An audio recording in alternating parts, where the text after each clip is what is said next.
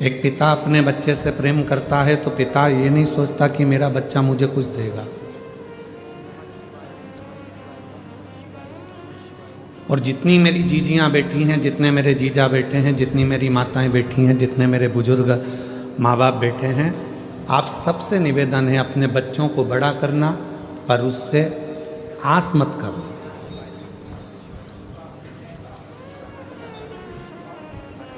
बच्चों को बड़ा करो पर बच्चों से आस मत करो। जिसने आस करी उसने दुनिया में बहुत धोखा खाया। कई माताओं की आस रहती है मेरी बहू आएगी गरम रोटी देगी, बहू आएगी गरम भोजन देगी, बहू आएगी मुझे पाँव पड़ेगी, बहू आएगी मेरा सम्मान करेगी, और मालूम पड़े चंद्र घंटा आ गई तो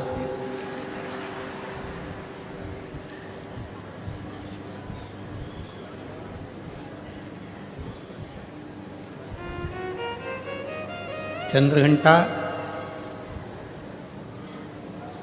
माँ अम्बा दुर्गा भवानी का एक ऐसा नाम है जिस नाम पर लोग भले थोड़ा बहुत विचार कर लें कि चंद्र घंटा गुरुजी बोल दिए। शिव जी ने नाम रखा है माँ पार्वती का चंद्र घंटा। कब? जब भोलेनाथ माता पार्वती को विवाह कर कर लेकर आए।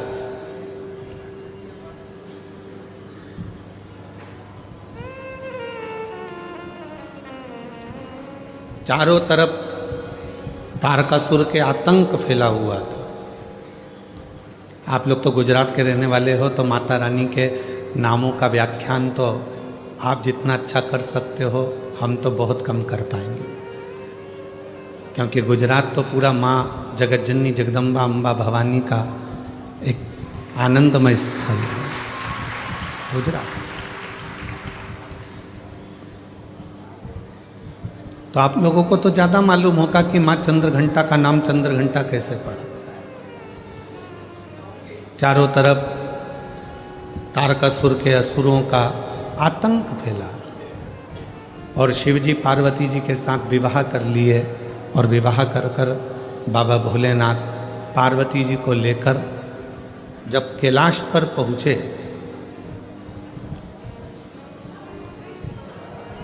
कोई उधर बैठकर भोजन कर रहा था शिवगण, कोई उधर बैठकर खा पी कर पड़ा हुआ था, कोई शिवगण अपने पूरे शरीर को नोच रहा था, कोई शिवगण उछल रहा था। पूरे कैलाश पर भगवान शंकर के गणों ने अपना पूरा जमा कर रखा था आड़ा टेढ़ा। कुछ बर्तन उधर पड़े हैं, सोने का उधर पड़ा है, आसन उधर पड़ा है, सब सामान यहाँ वहाँ पड़ा। और भोजन भी कोई एक गण लेकर आता या बनाता तो सब आपस में झगड़ा कर कर उस भोजन को ग्रहण कर।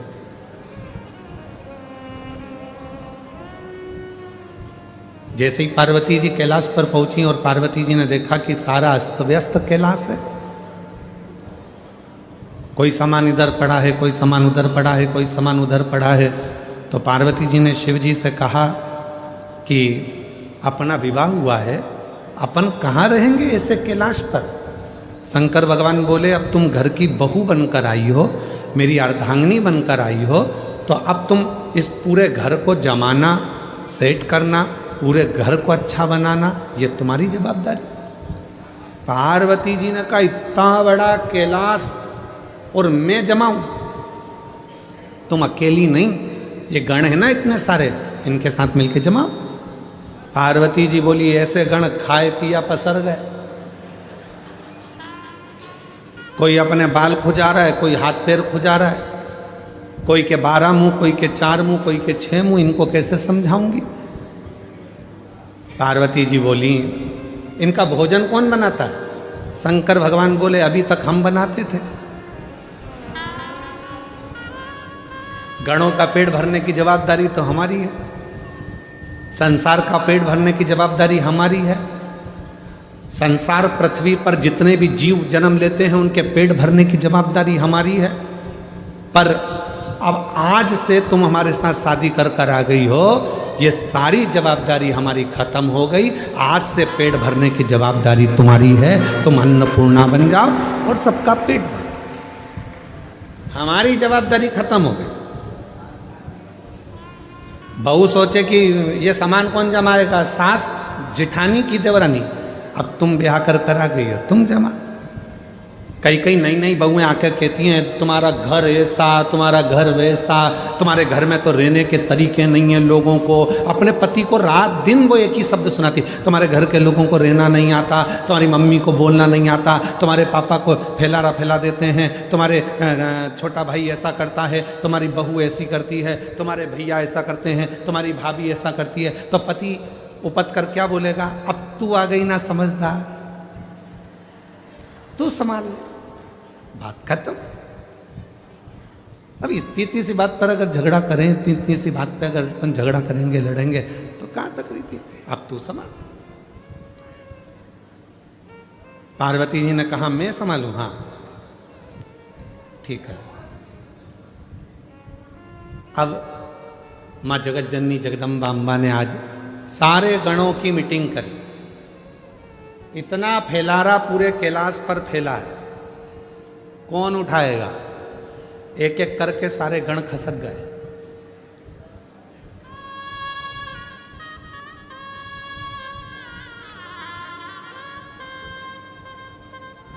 कौन उठाएगा, कोई नहीं। पार्वती जी ने शिव जी से कहा, वो तो सब चले गए। शंकर भगवान ने फिर डमरू बजाया, सबको बुलाया। पार्वती जी ने पूछा, ये भूख लगी है सबको, हाँ। भोजन करोगे सब, हाँ। अब सबने हाँ भर दी। पार्वती जी बोली मैं भोजन बना रही हूँ, जितनी देर में खाना बनाऊं भोजन बनाऊं उतनी देर में पूरा कैलाश सेट हो जाना चाहिए, जम जाना चाहिए, और जो जमा कर आएगा सबसे पहले भोजन उसी को मिल जाएगा। जाओ। सब पहुंच गए, सब ने सामान जमाना प्रारंभ कर दिया। कोई झाड़ू लगाए, कोई बुआरी लगाए, कोई तोरण बांधे, कोई मंडप बांधे, कोई कुछ करे, कोई कुछ करे, सब कर। एक गण आया, मां भोजन। पार्वती जी बोली चिंता मत करो, जैसे ही भोजन तैयार हो जाएगा मैं घंटा बजाऊंगी, तुम सब दौड़ के आ जाना, भोजन करा दो। सुबह से शाम हो गई। अब जो चंद्र शिव जी के मस्तक पर विराजमान था वो भी पार्वती शंकर जी से कह रहा भूख लगी है। शंकर भगवान बोले कर काम, जा।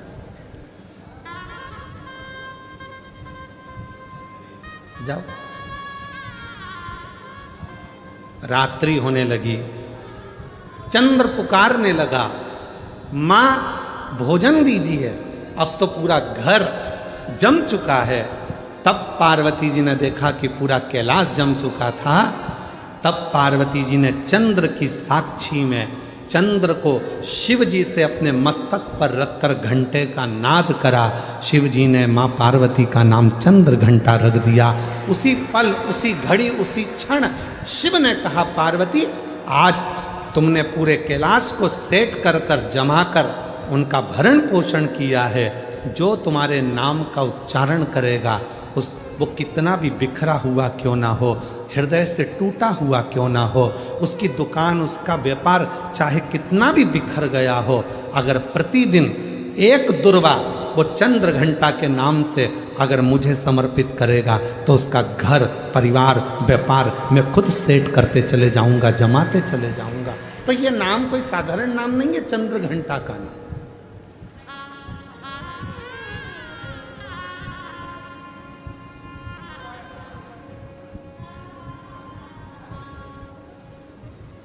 आस लगाना छोड़ो।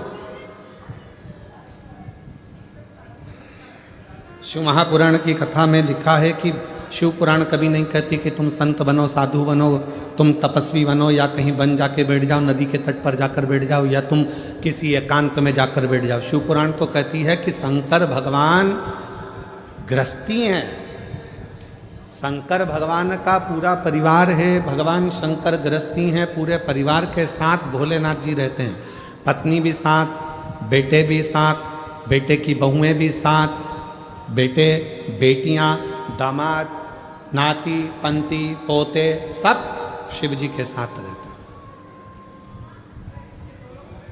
33 कोटि देवता में केवल एक देव ऐसे हैं, देवाधिदेव महादेव, जो अकेले नहीं रहते, सारे परिवार के साथ रहते, पूरे परिवार के साथ।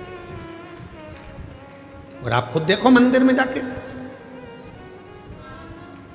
धर्मपत्नी, पुत्र गणेश, कार्तिकेय, अशोक सुंदरी, जया, विषहरा, शामलीवारी, दौतली, देव, नंदी, सब साथ में।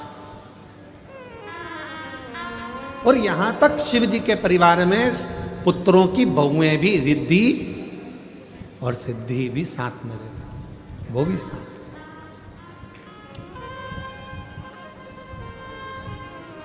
पूरा परिवार साथ में रह रहा, पूरा परिवार।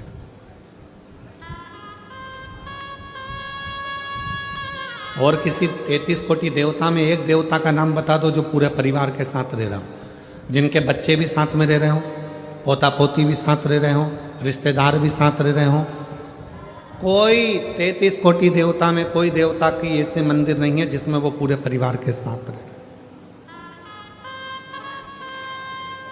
केवल शिव, केवल शंकर, वो घड़दान।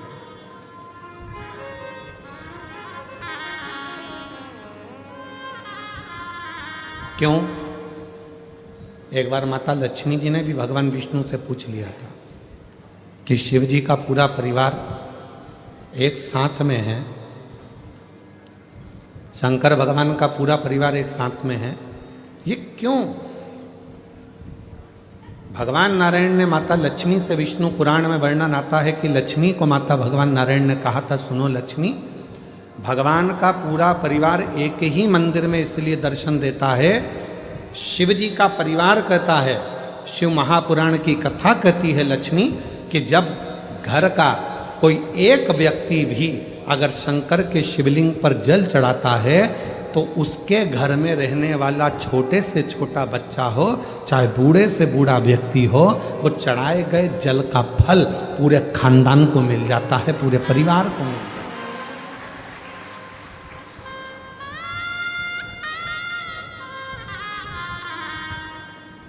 पूरे कुल को। और सारी समस्या का हल एक लड़का, बोल बम का नारा है, बाबा श्री शिवाय नमस्ते, सबको मिल जाता, पूरे कुटुंब को।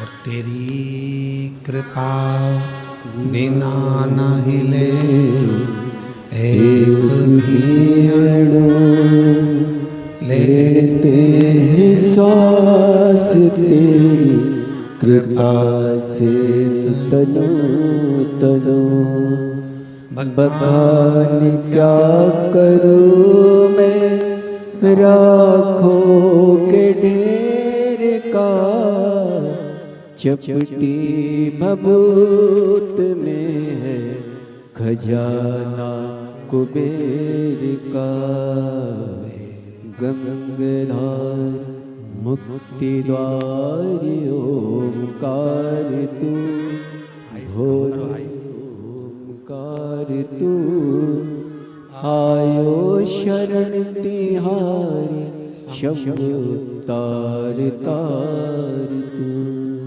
बखान क्या करूं मैं राखों के ढेर का, चपटी भभूत में है खजाना कुबेर का, गंगाधार मुक्ति द्वार ओमकार तू, भोले ओमकार तू, आयो शरण तिहारी शंभु तारे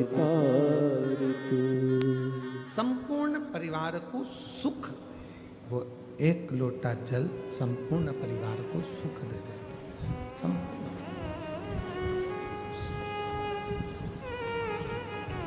आप शिव की आराधना, तो शिव पुराण कह रही है संत बनना सरल है, साधु बनना सरल है, तपस्वी बनना सरल है, पर घर में रहकर एक अच्छा व्यक्ति बनना, अच्छा गृहस्थी बनना, ये कठिन, ये दुनिया का सबसे कठिन काम।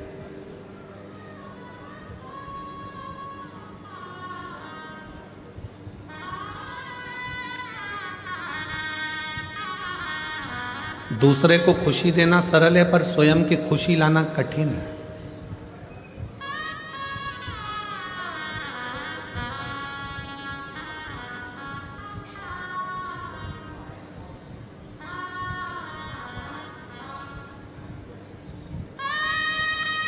अपने चेहरे की प्रसन्नता जब समाप्त होती चली जाती है तो व्यक्ति अपने आप बूढ़ा होते चले जाता है।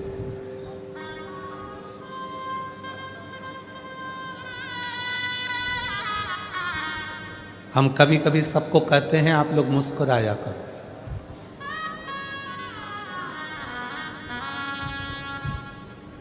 अपने घर में भी रहो तो ऐसे रहो कि मुस्कुराते रहो।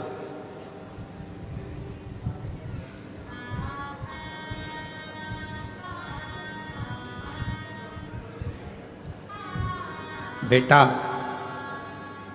घर में रहता है तो वो अपनी माँ से ज़्यादा बात करता है। बेटा बेटी बच्चे घर में रहते हैं तो अपनी माँ से ज़्यादा बात करते हैं। पापा से इतनी बात करते हैं क्या? जम के बोलो जरा। नहीं। बच्चे बाहर चले जाते हैं, फ़ोन पे बात करते हैं तो मम्मी से ही ज़्यादा बात करते हैं, माँ से ज़्यादा बात करते हैं, पापा से नहीं, पिता से नहीं।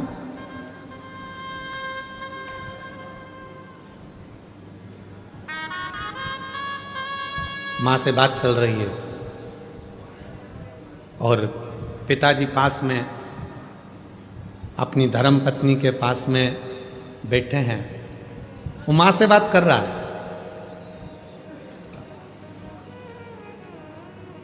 सारी स्टोरी सुना रहा है अपनी मम्मी को, और पिताजी अपनी पत्नी से कह रहे हैं बोल दे धीरे से, उसको सुनाई दे रहा है क्या बात कर रहा है। तो पिताजी अपनी पत्नी से कह रहे हैं बोल दे उसको, टेंशन लेने की जरूरत नहीं है, उसका बाप बैठा है, बोल उसको, उसका बाप बैठा है, टेंशन में मत ले, चिंता ना कर, बोल उसको। फोन पे पत्नी बोलती बेटा क्यों चिंता करता है, पापा है ना, सब संभाल लेंगे। कई लोग कहते हैं शंकर भगवान आग बंद करके बैठे रहते हैं, शिवजी मौन होकर बैठे रहते हैं। क्यों? क्योंकि जगत के जितने बच्चे हैं वो अपनी माँ से बात करते हैं, अन्य बहन भाई से बात करते हैं, पर बाप से बात नहीं कर पाते। पर बाप पीछे से इशारा करता रहता है कि चिंता मत करना, मैं बैठा हूँ। शिव कहते हैं तू टेंशन मत लेना, मन के अंदर एक बात संभाल के रखना कि जगत में जब तू पैदा हुआ, पैदा होने के समय पर जब माता के गर्भ से तेरा जन्म हो गया, उस समय से जिस दिन तू मरेगा उस दिन तक तू मेरी औलाद है और मैं तुझे संभालूंगा।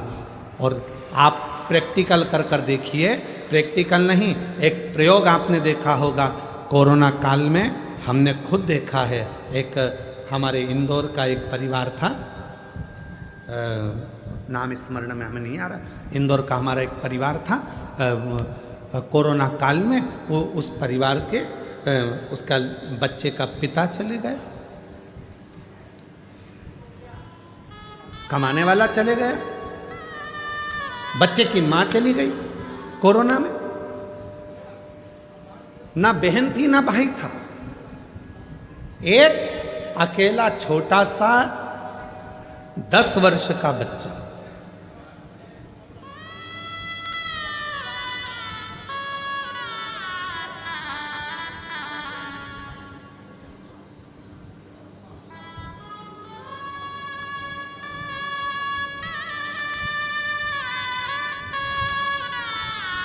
गए मिलने के लिए बच्चा, जितने मिलने वाले उनके रिश्तेदार थे, या अनाथ हो गया। अनाथ है, अनाथ है, अनाथ है। हमने कहा चिंता मत करो, 13 दिन पूरे होने दो, विश्वनाथ है। ये अनाथ नहीं है, विश्वनाथ। वो विश्वनाथ संभालेगा। कई अच्छे अच्छे परिवार के लोग एकत्रित हुए, सब ने कह दिया इस बच्चे को हम पढ़ा लेंगे। हम एक निर्णय लिया गया। आज वो बच्चा अच्छे स्कूल में पढ़ रहा है, अच्छी एजुकेशन कर रहा है और पढ़ने में भी होशियार है। कौन संभाल रहा है? दादी को लगता है कि दादी सोचती है कि मैं परिवार को संभाल रही हूँ, बहू सोचती है मैं घर चला रही हूँ, बेटा सोचता है अगर मैं दुकान नहीं जाऊँगा तो घर नहीं चलेगा, बेटे को लगता है मैं फैक्ट्री नहीं जाऊँगा तो फैक्ट्री नहीं चलेगी, किसी व्यक्ति को लगता है कि मैं काम नहीं करूँगा तो ये काम ही नहीं होगा, मैं करूँगा तो होगा। अंदाजा निकाल दीजिए अपनी बुद्धि में से कि तुम कर रहे हो। जिस दिन तुम्हारी श्वास बंद हो जाएगी, शव पड़ा रहेगा, उस दिन भी तेरा घर चलेगा, उस दिन भी फैक्ट्री चलेगी, उस दिन भी दुकान चलेगी, उस दिन भी व्यापार चलेगा। जिस दिन तू चला भी जाएगा उस दिन भी चलेगा। क्यों? क्योंकि उसने जितना तेरे ललाट पर लिख कर रखा है। घर में 10 लोग रहते हैं तो 10 का भाग्य रहता है, घर में 4 लोग रहते हैं 4 का भाग्य रहता है। याद रखना, सामूहिक परिवार में रहने का हमारा सनातन धर्म कहता है कि परिवार को जोड़कर चलो। क्यों कहते हैं? इसमें परिवार का हित नहीं, तुम्हारा हित है। क्यों? अगर परिवार में चाचा जी हैं, ताऊ जी हैं, ताई जी हैं, जितने परिवार के सदस्य हैं, सबके भाग्य की लक्ष्मी, अगर एक का भाग्य सही नहीं है तो दूसरे का भाग्य तो अच्छा होगा। दूसरे का भाग्य ठीक नहीं है तो किसी तीसरे का तो भाग्य अच्छा होगा, तीसरे का भाग्य भी ठीक नहीं है तो किसी चौथे का भाग्य तो अच्छा होगा। उसी तरह से जैसे किसी एक का भाग्य भी अगर अच्छा है तो घर में बरकत बनी रहती है। जब हम सोचते हैं कि मैं कमा रहा हूँ, मेरी पत्नी कमा रही है, मेरे 2 बच्चे हैं, मैं लेकर अलग हो जाऊं, अलग होकर देखना कि कितनी समस्याएं सामने खड़ी होती है। फिर कितने के भाग्य करे गया? 4 के भाग्य की लक्ष्मी रह गई, एक तेरे, एक तेरी पत्नी, एक तेरा बेटा, एक तेरी बेटी, बस इन्हीं के भाग्य का जितना आएगा आएगा। तो उस लक्ष्मी में कितना करोगे? एक फ्लैट, एक गाड़ी, एक मोबाइल, गैस की टंकी, बिजली का बिल, बस इतना मैनेज करते जाओगे। पर यदि सामूहिक परिवार में रहते 10 जगह के भाग्य की लक्ष्मी आती तो तुम्हें खर्च नहीं करना पड़ता। जो गैस की टंकी में, बिजली के बिल में और गाड़ी में लगा रहे हो वो तो तुम्हारा सेफ होते चले जाता। पर तुम समझे ही नहीं। तुमने तो सोचा मेरी पत्नी का भाग्य, तुमने सोचा मेरा भाग्य, तुमने सोचा मेरे बेटे का भाग्य, तुमने सोचा मेरी बेटी का भाग्य है। तुम उस परिवार से टूट गए, दूर चले गए, अपना सोचकर कि मैं करूंगा जो होगा, मेरे कहने पे चलो। यही नहीं हो सकता, ये हो नहीं सकता। ये शिव महापुराण की कथा यदि है सब मिलकर करा रहे हैं तो कोई व्यक्ति ये ना सोचे कि मैं करा रहा हूं। जिस दिन मैं का शब्द आ गया तो कार्यक्रम बिगड़ना चालू हो जाता है, और जिस दिन सब मिलकर करा रहे हैं तो कार्यक्रम की सफलता हो जाती है। मैं नहीं, तुम सब हो, तुम सब। वो एक लाइन एक गीत की है, पुराने गीत की, तुम जैसे दोस्तों का सहारा है। तुम जैसे दोस्तों का,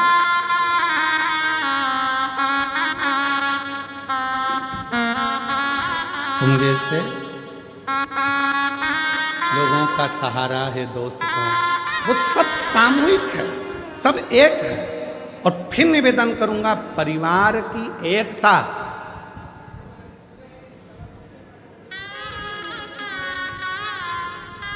घर की फूट और जगत की लूट। याद रखना, जब हमारे आपस में ही हम फूट डाल लेंगे तो दुनिया के लोग लूटना प्रारंभ कर देंगे। इसलिए घर की फूट, जगत की लूट, फूट मत डालो। एक हैं, एक रहेंगे, सामूहिक हैं, सामूहिक रहेंगे, सब मिलकर चलेंगे, आगे बढ़ेंगे, सब।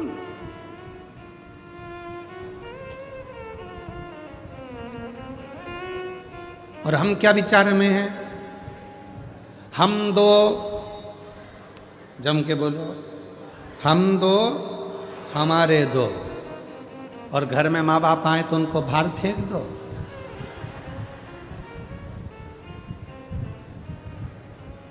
कोई तुम्हारे घर में आया तो उसको बाहर फेंक दो? नहीं, सब मेरे हैं। जितना बन सकता है सामूहिकता में रहने का प्रयास करो। बटोगे तो कटोगे, एकजुट होकर रहोगे तो जिंदगी के हर पहलू में, हर पहलू कौन नहीं देता। पर जितनी मेरी जीजियां बैठी हैं, जितने मेरे जीजा बैठे हैं, जितनी मेरी बेटियां बैठी हैं, जितने मेरे बेटा बैठे हैं, जितने बुजुर्ग माँ बाप बैठे हैं, आज एक बात याद कर जाना, तुम किसी से आस लगाना छोड़ दो। आज से नियम ले लो कि मैं अगर आस लगाऊंगी तो मेरे भोले नाथ से लगाऊंगी, बाकी के किसी से नहीं लगाऊंगी। क्यों? हम जिससे आस लगाते हैं वो आस एक ना एक दिन टूटती। कितना सोच के बैठी थी, मेरी बहू आएगी, गरम रोटी खिलाएगी, मेरे पाँव दबाएगी, मेरी चंपी करेगी।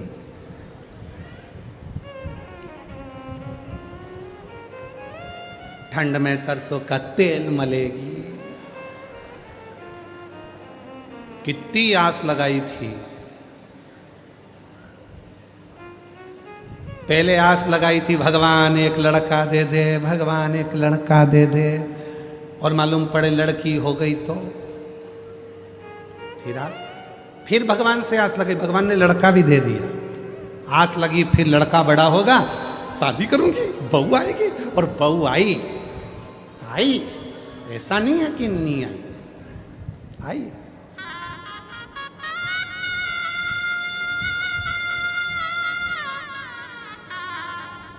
तुमने सोचा था तुम्हारे सिर पे पल्लू लेके पाँव पड़ेगी,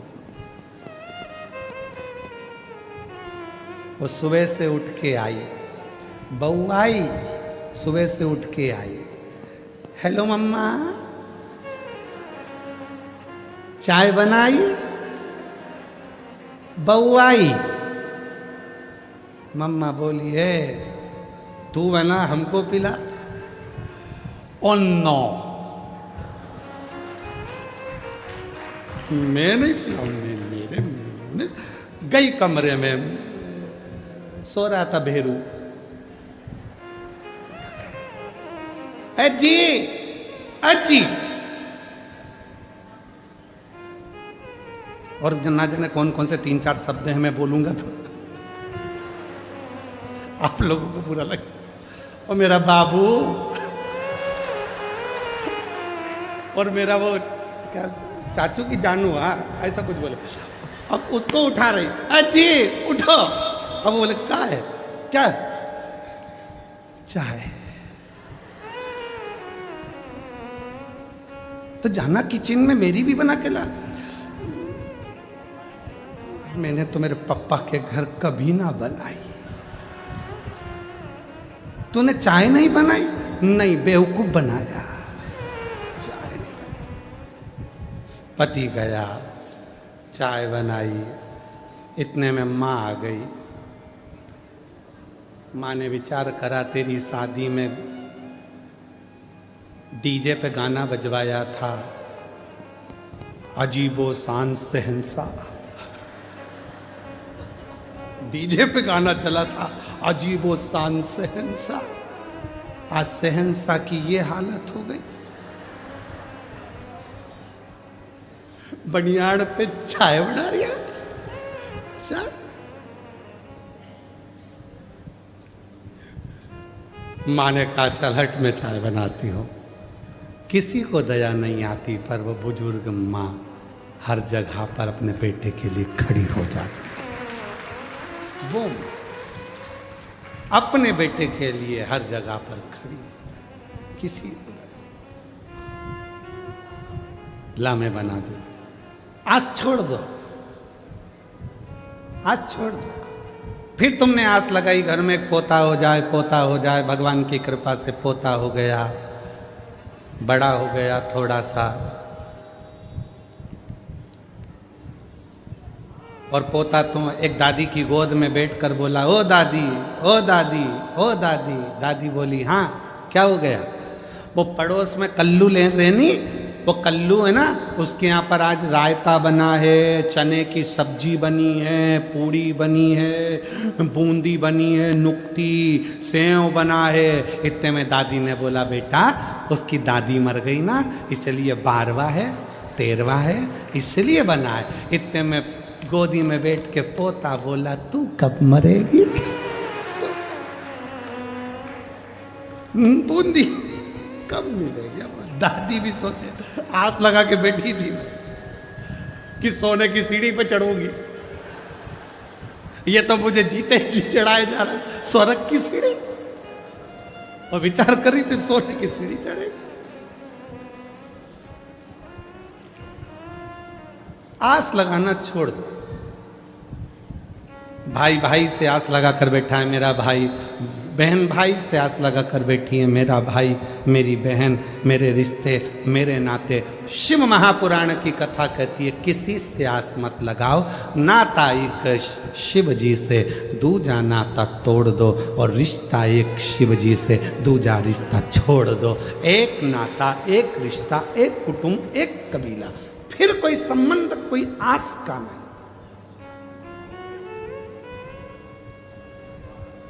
कथा में भी आओ तो आस लगा कर मत आना, कथा में आओ तो आस लगा कर मत आना।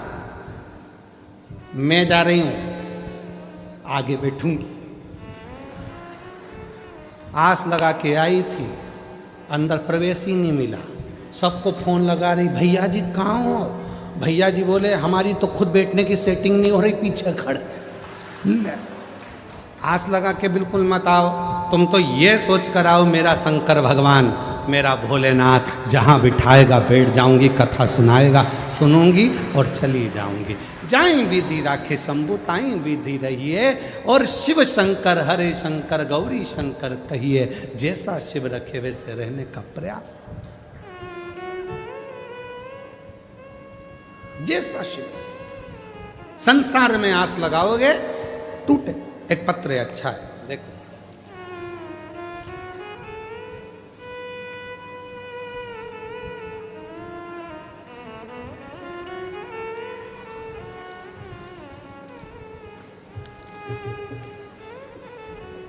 मोहिनी बहन, विनोद भाई कहार। मैं बड़ौदा की रहवासी हूँ। कहीं बैठी हों तो हाथ हिला सकती हैं। मोहिनी बहन, विनोद भाई कहार, अगर कहीं बैठे हों तो हाथ हिला सकते हैं। बैठे हैं, हाथ हिलाओ। दिख गए हो, आ जाइए बहन, आ जाओ। मैं मोहिनी बहन, विनोद भाई कहार, मैं बड़ौदा की रहवासी हूँ। गुरुजी, मेरी तबीयत अचानक खराब हो गई थी। मुझे अस्पताल लेकर गए, एडमिट किया, और 4-5 दिन के बाद बताया गया कि दोनों किडनी खराब हो चुकी है। आपको डायलिसिस करवाना पड़ेगा। घर वाले बहुत परेशान हो गए। तबीयत ऐसी कि बचना भी मुश्किल हो गया था। बाबा, एक लोटे जल का क्या वर्णन करूं। मेरी बहन रोज मुझे सीहोर के रुद्राक्ष का पानी पिलाती और एक बेलपत्र खिलाती। मेरी देवरानी भी शिवजी पर चढ़ाया पानी लाती और पिलाती। इस दौरान मुझे अहमदाबाद ले जाया गया।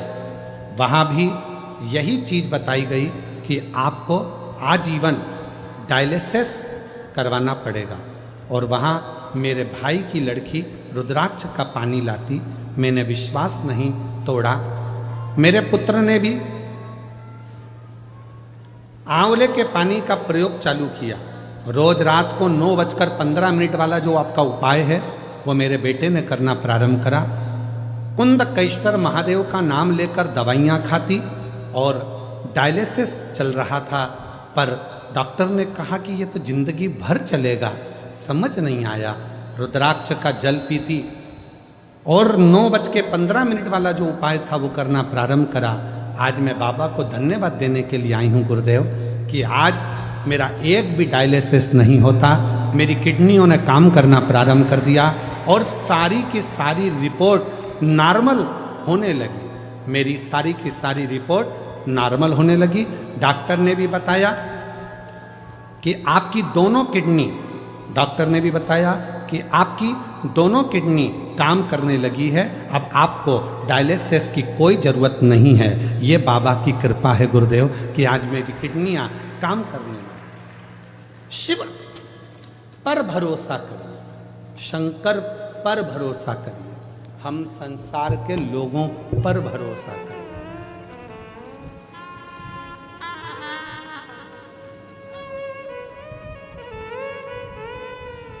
हम संसार के लोगों पर भरोसा करते हैं और आखिरी में होता क्या है, वो संसार के लोगों का भरोसा टूट जाता है। और देख लिया संसार हमने, देख लिया सब मतलब के यार हमने देख लिया, देख लिया संसार हमने, देख लिया झूठे नाते झूठे रिश्ते, झूठे नाते झूठे रिश्ते, अरे झूठा है संसार हमने देख लिया, सब मतलब के यार हमने देख लिया। अब उससे विश्वास, उस पर भरोसा जितना दृढ़ होगा, शिव हर पल, हर घड़ी, हर क्षण तुम्हारे साथ होगा। निवेदन है, आस परिवार पर नहीं, आस रिश्तों में नहीं, आस किसी से नहीं, आस लगाओगे तकलीफ भोगोगे। इसलिए आस तो केवल एक परमात्मा से, शिव से लगाओ। रोज भगवान को एक लोटा जल चढ़ाने जाओ तो कहकर आया करो, बाबा आखिरी श्वास तक पलंग पर मत पटक देना, शरीर में कोई ऐसा रोग मत दे देना कि मैं पलंग पर सड़ती रहूं। आखिरी सांस तक तेरे मंदिर में आकर एक लोटा जल चढ़ाती रहूं, इतनी दम देना, इतना शरीर को अच्छा बनाना, इतनी शक्ति देना कि मैं आखिरी दम तक भी एक लोटा जल चढ़ाने तेरे दरवाजे तक आ सकूं। आइए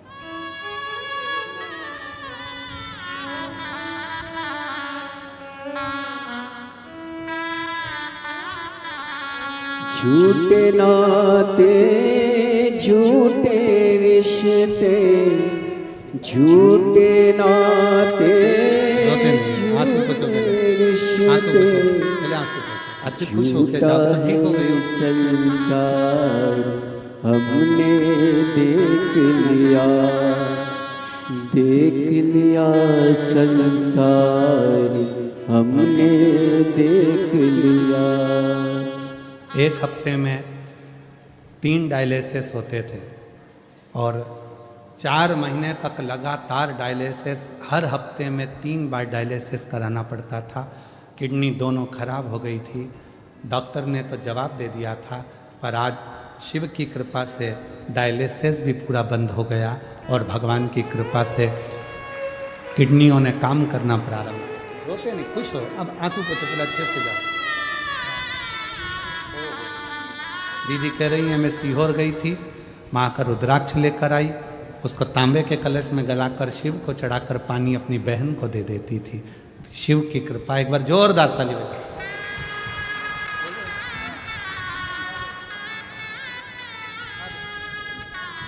और रिश्ता तेरा मेरा सबसे है प्यारा।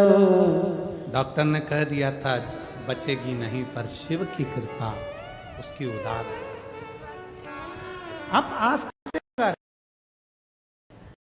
आप किस पर भरोसा कर रहे हो? वो शिव, वो शंकर। जो जैसी भावना लाया वो वैसा ही फल पाया। एक विश्वास अपने, एक पत्र आया, उस पत्र में एक पति अपनी पत्नी के लिए उस पत्र को लिख रहा, और पत्र में उसने लिखा, हम पढ़े लिखे हैं, एजुकेटेड हैं। आप कहते हो कि कथा के पंडाल की मिट्टी भी फल देती है। मेरी पत्नी को बच्चे नहीं थे जब सूरत में पहली कथा हुई थी आपकी, जब सूरत में पहली कथा हुई थी, अभी सूरत की दूसरी कथा, सूरत में जब पहली कथा हुई थी तो मैं अपनी पत्नी को केवल दिखाने के लिए ले गया था कि बाबा सब झूठ बोलते हैं, वो पत्र में लिख रहा, और मैं अपनी पत्नी को केवल दिखाने के लिए सूरत ले गया, क्योंकि मेरी पत्नी कह रही थी कि वहाँ की मिट्टी मेरे पेट पर लगाना है, मुझे कथा में लेकर चलो। मैं उसको केवल दिखाने के लिए लेकर गया था कि यह सब झूठ होता। उसने पत्र में लिखा,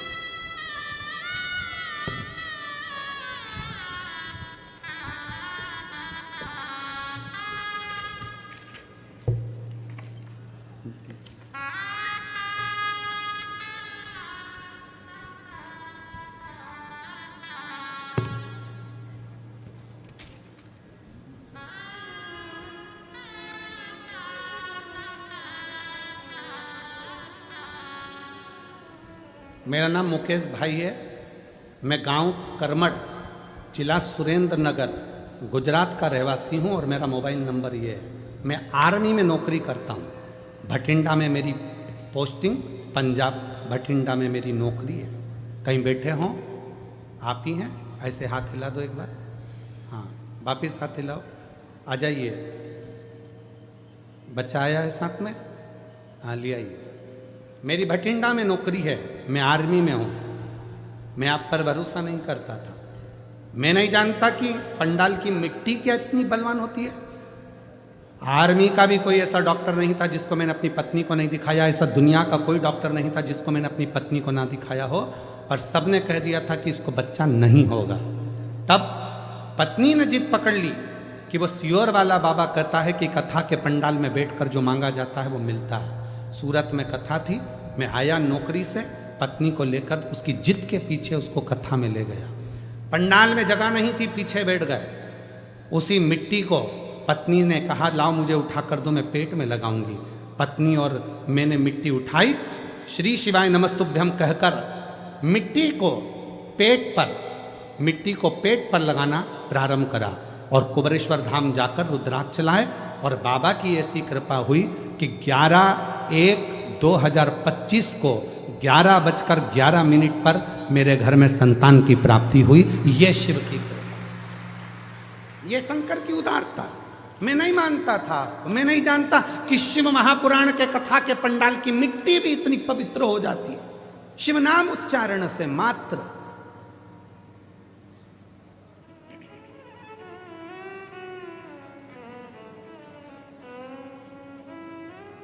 आपको लगता है कि आप कथा सुनने के लिए आए हो, पर हम कभी नहीं मानते कि आप कथा सुनने के लिए आए हो।